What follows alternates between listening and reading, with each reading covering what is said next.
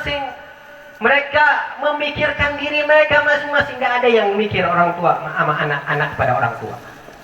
Akhirnya mereka cari pertolongan pada saat itu yang ada di Sahih Bukhari. Mereka datang kepada Nabi Adam, datang kepada Nabi Nuh, datang kepada Nabi Musa, datang kepada Nabi Isa. Semuanya jawab sama, nafsi, urus diriku sendiri, urus dirimu sendiri.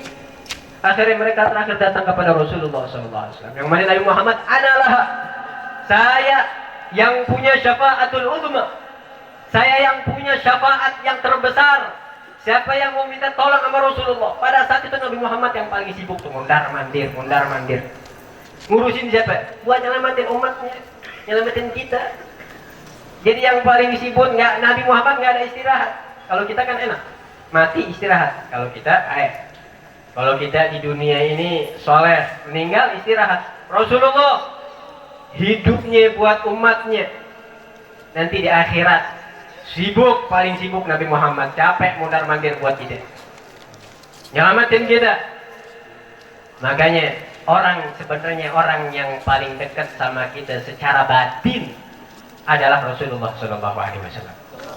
Bahkan di samping itu Nabi Muhammad ini adalah ayah kita. Siapa yang bilang Nabi Muhammad itu ayah kita? Allah yang bilang.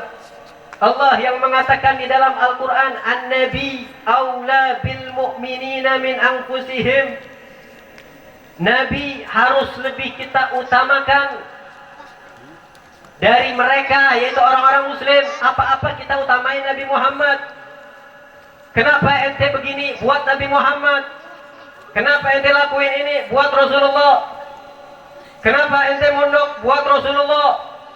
Kenapa ente hidup di dunia buat Rasulullah? Apa-apa kita dengerin Rasulullah, bukan diri kita. Itu perintah Allah di dalam Al-Quran. Kelanjutan daripada ayatnya, wa azwajuhu ummahatuhum. Dan istri-istri Nabi adalah ibu-ibu mereka, orang-orang muslim. Makanya kita kenal istri Nabi itu disebut Ummul Mukminin. Sayyidah Khadijah disebut Ummul Mukminin.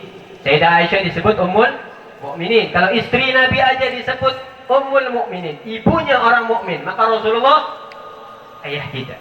Maka Nabi Muhammad berarti bahkan bukan sembarang ayah. Mungkin kita ayah banyak, ada ayah kandung, ada ayah mertua, ada ayah ideologi. Itu ayah yang ngajarin kita tentang agama. Tapi ada ayah yang lebih besar haknya untuk kita, yang harus kita jalani haknya. Al-Abil Akbar Al-Maksus Laka wal Mukhassas bi Syarafil Anfar. Di dalam Maulid Habsyi, Al-Habib Ali bin Muhammad Al-Habsyi mengatakan bahwasanya Nabi Muhammad adalah Al-Abil Akbar, ayah terbesar kita.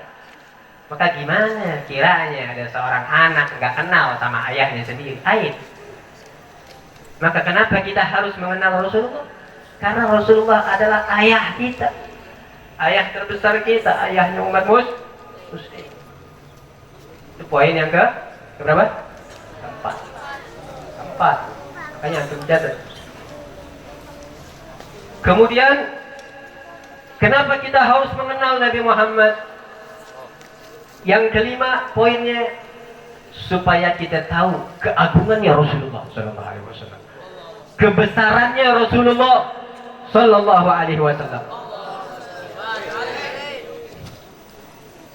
Kalau orang bilang bahwasanya Nabi Muhammad ini adalah manusia biasa, berarti ini orang nggak belajar sejarah. Orang kalau yang belajar sejarah tahu pasti Nabi Muhammad ini adalah orang yang besar, orang yang agung.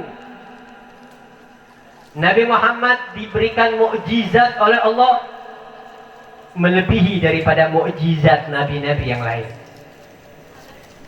Mungkin kita pernah dengar Nabi Allah Musa alaihi salam pernah membelah lautan dengan tongkatnya.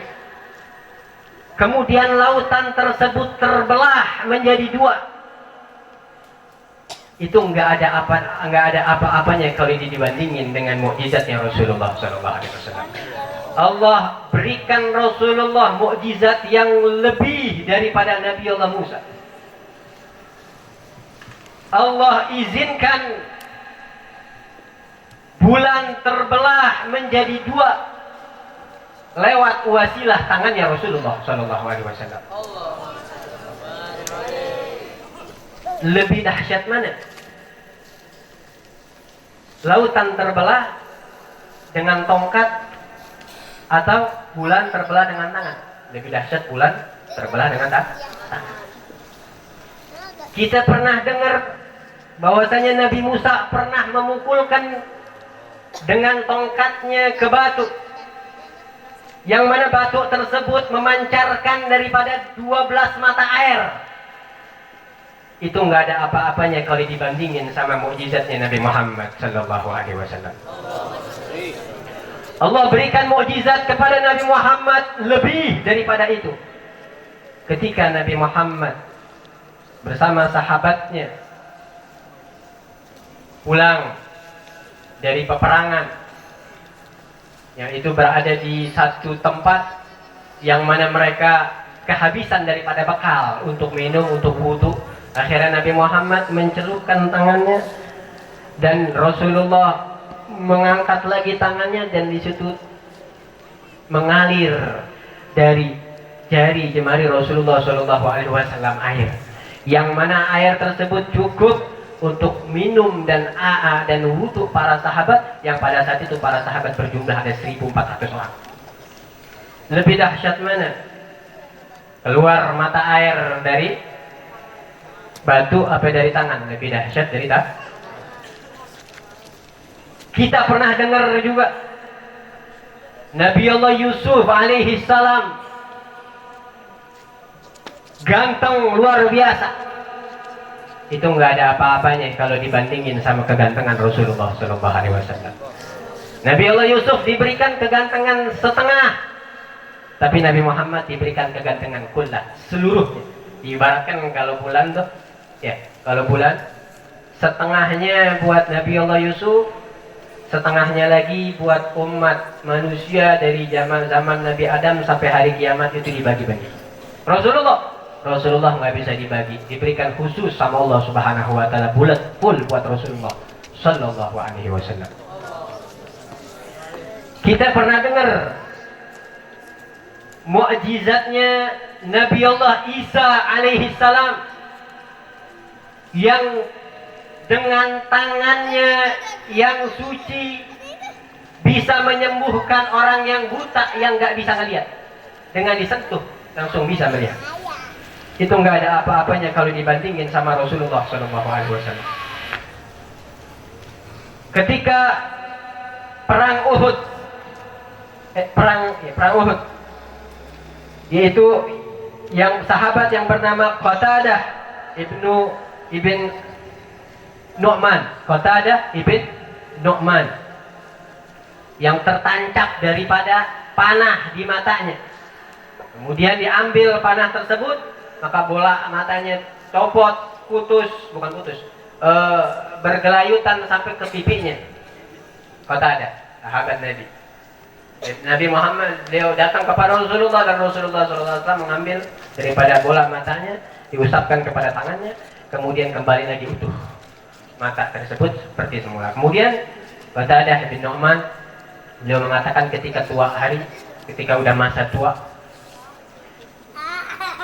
saya sekarang udah tua dan mata saya yang normal ini udah agak buram, nggak kelihatan. Dan mata yang satu lagi yang dulu pernah rusak nih mata dan dipegang sentuh sama Rasulullah, ini mata masih jelas kayak saya masih muda dulu, enggak buram sama sekali berkat dipegang sama tangannya Rasulullah SAW. Kita pernah dengar mukjizatnya Nabi Isa yang bisa menghidupkan orang mati, yang udah ribuan tahun, ratusan tahun mati, bisa dihidupkan lagi nama Nabi Allah Isa. Itu nggak ada apa-apanya kalau dibandingin sama Rasulullah, mukjizatnya Nabi Muhammad Sallallahu Alaihi Wasallam. Ketika Nabi Muhammad berhadapan dengan Rukanah ini adalah jagoannya orang Arab, pegulat Rukanah, jagoan Orang nggak ada yang berani buat ngadepin Rukanah. Di saat itu Nabi Muhammad nantang Rukanah bergulat dan Rukanah kalah berkali-kali, jatuh sama Nabi Muhammad. Akhirnya Rukanah bilang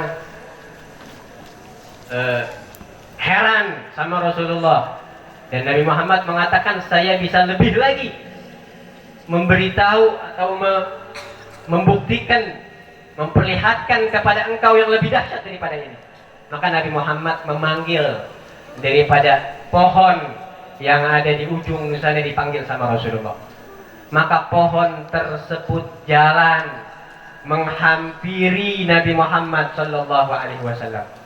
Kemudian pohon tersebut merunduk bersama batang-batangnya kepada Rasulullah sallallahu alaihi wasallam, seraya berkata dengan Arab yang fasih, "Assalamu alayka ya Rasulullah."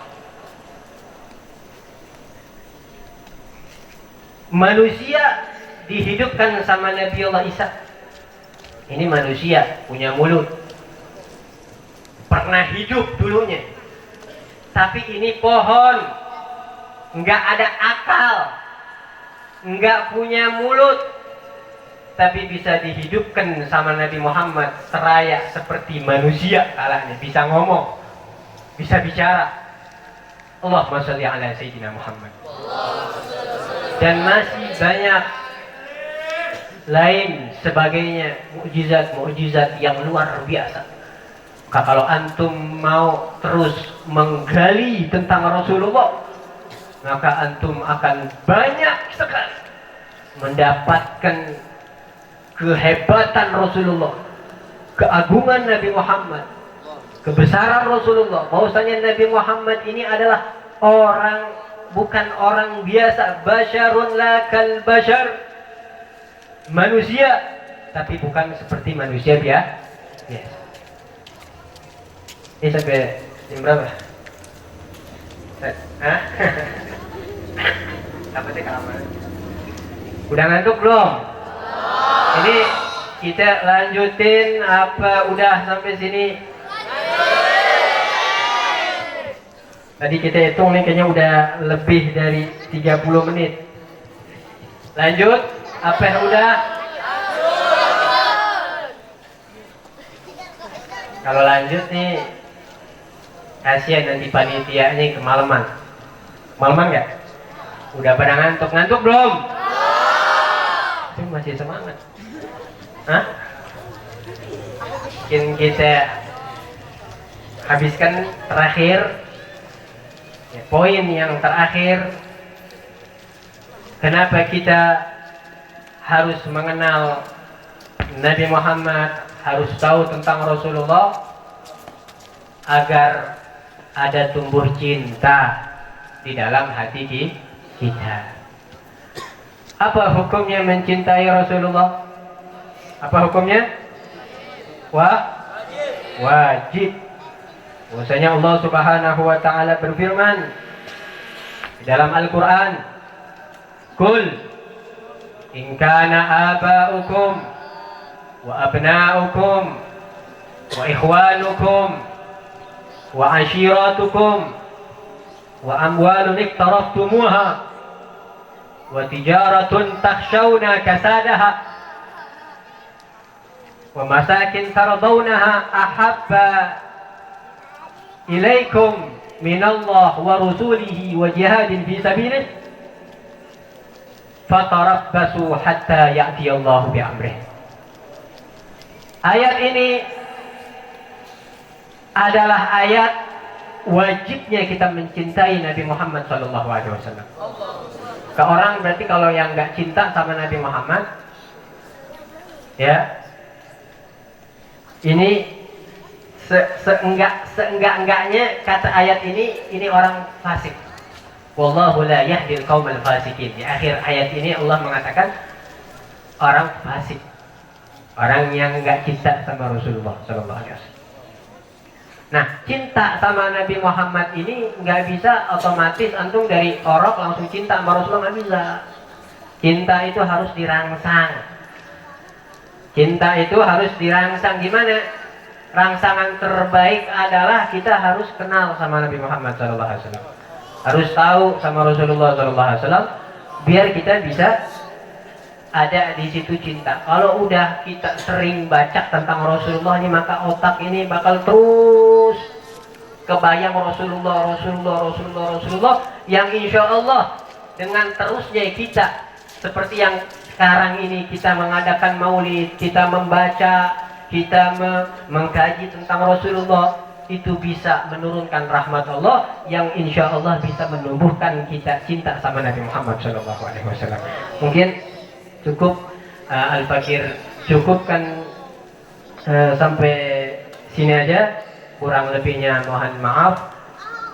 Terakhir sebelum kita tutup, kita doakan saudara-saudara kita yang ada di Palestina, mujahidin, orang-orang yang sedang berjuang di sana, biar diberikan kemenangan oleh Allah Subhanahu wa taala. Saudara-saudara kita biar yang mati syuhada biar diterima syahidnya oleh Allah Subhanahu wa taala. Yang bisa kita bantu pakai harta, kita bantu pakai harta. Yang nggak punya harta, antum jadi pengemis buat Palestina, kemudian antum sumbangin buat Palestina, karena mereka semuanya lagi butuh sama kita umat Islam. Siapa lagi yang mau nolong kalau bukan kita, saudara sesama muslim? Ya, maka kita seenggaknya kita bantu, dan kita juga bantu doa setiap malam. Kalau bisa antum kunut setiap sholat, antum baca kunut nazilah, doakan saudara-saudara kita yang ada di Palestina. Insya Allah dengan itu mengundang berkah oleh Allah Subhanahu wa taala. Assalamualaikum warahmatullahi wabarakatuh.